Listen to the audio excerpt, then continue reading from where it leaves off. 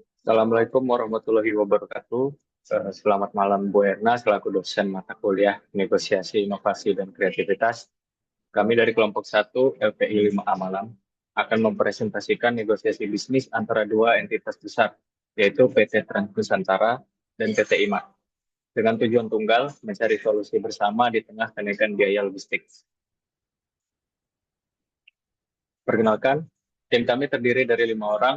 Ada saya sendiri, Bonarik Pratama, lalu Bibit Kurnia Prayogo, Tiara Eka Destika, Rika Angelina Borusina Rimbun, Cecilia Emanueli Cahyanti Lando. Oke, yang pertama itu ada isu strategis, permintaan potongan tarif oleh PT IMAR. Pertama, mari kita lihat konteksnya. Saat ini, kenaikan harga bahan bakar telah menyebabkan biaya distribusi PT IMAR naik sebesar 18%, yang menekan margin laba mereka dari 12% menjadi hanya 7%. Untuk mencapai target efisiensi tahunan, PT IMART sebagai klien retail mengajukan permintaan yang signifikan, penurunan tarif pengiriman hingga 15%. Namun, di sisi lain, PT Trans Nusantara, penyedia logistik, juga menghadapi tantangan berat. Kenaikan BBM sebesar 30% membuat biaya operasional mereka meningkat kurang lebih 22%. Jika potongan 15% disetujui, profit mereka terancam menipis, bahkan berpotensi merugi. Inilah dilema krusialnya. Jika mereka menolak, itu akan berisiko kehilangan IMART yang menyumbang 38% dari total pendapatan Trans Nusantara. Sedangkan jika menerima penuh, berarti merugi. Karena itu, negosiasi menjadi salah satunya solusi untuk mempertahankan hubungan bisnis sekaligus keberlanjutan usaha kedua pihak. Baik, selanjutnya saya akan memaparkan mengenai tujuan dari negosiasi antara PT Trans Nusantara dengan PT IMART. Yang pertama, itu ada PT Trans Nusantara. Fokus utama mereka adalah menolak potongan 15% secara penuh, namun tetap menjaga hubungan baik dengan klien utama. Mereka ingin tetap memperoleh margin keuntungan minimal 5%, serta memastikan terciptanya kesepakatan jangka panjang yang stabil agar bisnis tetap berkelanjutan. Sementara itu, dari sisi PT IMART, tujuan mereka itu lebih menekankan pada efisiensi biaya. Mereka berupaya untuk menghemat 10 hingga 15% pada biaya logistik, menjamin kelancaran pengiriman antar provinsi, dan memperpanjang kerjasama tanpa mengganggu kegiatan operasional yang sudah berjalan. Selanjutnya, kita akan masuk ke tahap persiapan. Di sini kita akan melihat bagaimana situasi internal dari masing-masing perusahaan. Yang pertama, untuk PT Trans Nusantara, mereka sedang menghadapi tekanan biaya yang cukup besar, yaitu adanya kenaikan BBM sebesar 30% yang mendorong biaya operasional mereka naik hingga 22%. Sementara itu, gaji sopir dan asuransi juga meningkat, yaitu sebesar 10%. Akibatnya, margin laba turun dari 12% menjadi 7%. Namun, perlu dicatat bahwa PT IMART menyumbang 38% dari total pendapatan tahunan, sehingga hubungan bisnis ini sangat penting untuk dipertahankan. Di sisi lain, ada PT IMART yang juga menghadapi tantangan yang sama, yaitu adanya kenaikan harga BBM yang menyebabkan biaya distribusi mereka naik sekitar 18% dan margin mereka menurun dari 12 ke 7%. Oleh karena itu, perusahaan berusaha untuk melakukan efisiensi tahunan sebesar 10%. Tapi mereka juga memiliki ketergantungan yang tinggi terhadap PT Trans Nusantara yang menangani sekitar 65% pengiriman nasional. Dengan kondisi yang terjadi seperti ini, kedua belah pihak ini sebenarnya saling memiliki kepentingan yang berkaitan. Yang satu ingin menjaga margin dan yang lain ingin menekan biaya. Nah, disinilah menjadi dasar penting dalam proses negosiasi untuk kedua perusahaan ini ke depannya.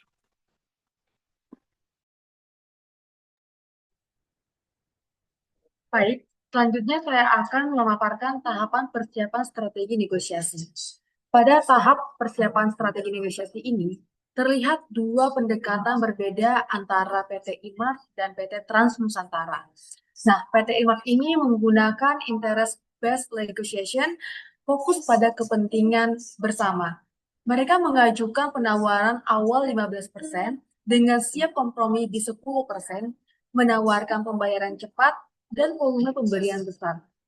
Sementara itu, PT Trans Nusantara memilih collaborative negotiation dengan tawaran diskon 8%, tambahan insentif 2%, jika volume naik 20%, serta kontrak 2 tahun. Sementara itu, PT Trans Nusantara memilih menyiapkan cadangan vendor alternatif dan mencari klien baru bila negosiasinya gagal.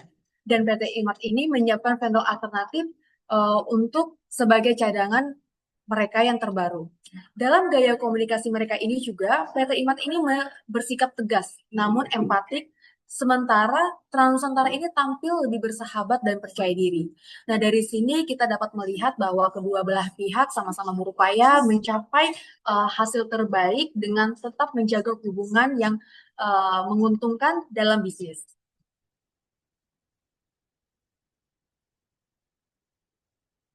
Nah, selanjutnya ada pelaksanaan negosiasi tahap 1, yaitu pembukaan. Pada tahap pertama ini, pelaksanaan negosiasi itu pembukaan dengan kedua belah pihak mulai membangun suasana dan menyampaikan posisi awal mereka. Dari pihak Trans Nusantara, negosiasi diawali dengan ucapan terima kasih atas kerjasama yang sudah terjalin. Kemudian mereka menjelaskan kondisi terbaru terkait kenaikan biaya BBM dan inflasi logistik sebagai alasan yang mempengaruhi harga. Sementara dari PT IMART, tanggapan ini diberikan langsung dengan menyiapkan inti masalah, bahwa tarif perlu disesuaikan agar distribusi tetap berjalan lancar, dan PT IMART juga mengajukan permintaan potongan sebesar 15%. Dalam hal taktik ini, PT IMART ini menggunakan strategi anchoring high, yaitu memulai dengan angka tinggi untuk membuka ruang negosiasi. Sedangkan PT Trans Nusantara menggunakan empathy farming, yaitu mereka berusaha memahami alasan permintaan sebelum memberikan respon. Tahap pembukaan ini menjadi kunci untuk menciptakan nada negosiasi dan profesional, namun tetap terbuka terhadap kompromi.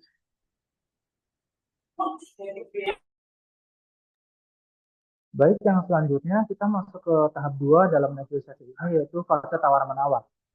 Jadi tahap ini tuh negosiasi mulai masuk ke inti dari negosiasi itu, yaitu tentang permintaan peraturan tarif dan bagaimana kedua pihak mencari titik temu berdasarkan data. Dan yang pertama itu dimulai dari PT Trans Nusantara. Di sini PT Trans Nusantara itu membuka dengan menampilkan data aktual sebagai dasar penolakan awal terhadap penjualan tarif 5% yang diajukan oleh PT IMART. Di sini kita bisa menampilkan contohnya itu kayak harga BBM yang tadi sudah dijelaskan itu naik 30%, dari Soket itu naik 10%, asuransi Armada itu naik 8%. Jadi itu dari PT Trans Nusantara itu bisa memberikan kalimat itu kayak jika tarif turun 15%, operasional PT kami tidak bisa menutup biaya, tetapi kami tetap ingin mencapai win-win solution. Jadi posisi ini itu intinya tuh PT Trans Nusantara itu bukan menolak total, tetapi menolak dengan alasan berbasis data. Ya, yang selanjutnya yaitu kayak di sini tuh mulai terjadi pergeseran dari harga ke nilai layanan. Jadi setelah menyampaikan data dengan biaya, Trans Nusantara mengubah arah negosiasi. Jadi tadinya yang hanya bicara angka harga, mereka menggeser pembahasan ke nilai layanan. Di sini tuh kayak mereka menjual kayak tingkat kecepatan pengiriman tuh misal 98,2%, garansi pengiriman dan sistem pelacakan digital, dan dukungan customer 124 jam. Ini tuh menunjukkan bahwa harga yang mereka tawarkan itu bukan cuma sekedar ongkos kirim, tetapi layanan logistik yang berisiko rendah dan terukur. Selanjutnya itu adalah respon awal dari PT IMART. Di sini tuh PT IMART tuh mulai realistis. Mereka sudah tidak lagi meminta potongan 5% secara mutlak. Mereka tuh bisa menerapkan alternatif, misal kayak menurunkan dari 15% tuh menjadi 10%, tapi dengan syarat pembayaran lebih cepat. Terus kayak dari PT IMART tuh siap menambah volume pengiriman dari 2 gudang baru yang akan mereka bangun. Jadi di sini tuh artinya tuh PT IMART tuh mulai mengubah strategi dari menekan harga menjadi menawarkan kompensasi. Nah, yang selanjutnya itu adalah respon dari Trans Nusantara. Di sini tuh PT Trans Nusantara itu menanggapi proposal awal dari PT IMART tadi. Di sini tuh PT Trans Nusantara menunjukkan fleksibilitas, tapi tetap menjaga margin agar mereka tidak rugi. Contohnya tuh kayak mereka tuh di sini menawarkan potongan 8% itu sebagai potongan dasar. Terus mereka mendapatkan 2% jika volume pengiriman tuh naik dari 20%. Dengan skema ini, diskon tetap ada, tetapi bersyarat dan saling menguntungkan. Ini contoh bagus negosiasi berbasis conditional agreement, bukan sekedar hanya harga turun terus kayak rugi atau untung.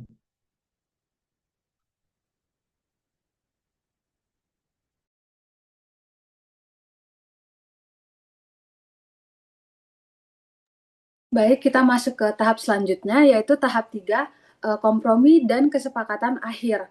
Seperti bisa kita lihat dalam tabel, setelah proses tawar-menawar, akhirnya kedua belah pihak ini mencapai kesepakatan yang saling menguntungkan, di mana PT Trans Nusantara memberikan diskon 8% dengan tambahan 2% insentif, jika PT E-Mart menaikkan volume pengiriman sebesar 20%.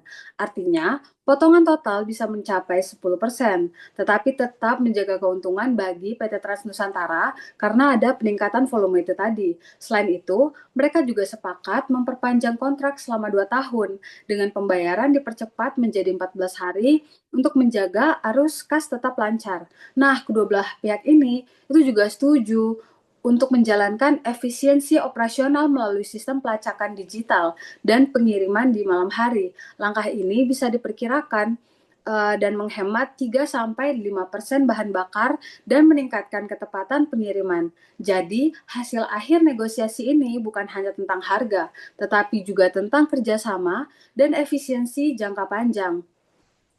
Nah, dari kasus ini kita bisa belajar bahwa negosiasi bukan soal menang atau kalah, tetapi soal mencari solusi bersama, di mana PT Trans Nusantara dan PT E-Mart ini berhasil menjaga hubungan bisnis sambil tetap mencapai efisiensi dan keuntungan masing-masing. Dengan komunikasi yang terbuka dan kompromi yang bijak, kedua pihak bisa tetap berkembang meski menghadapi tekanan biaya tinggi. Negosiasi ini juga bisa jadi contoh bahwa kerjasama dan saling pengertian adalah kunci utama dalam menjaga keberlanjutan bisnis. Sekian dari kelompok kami, terima kasih.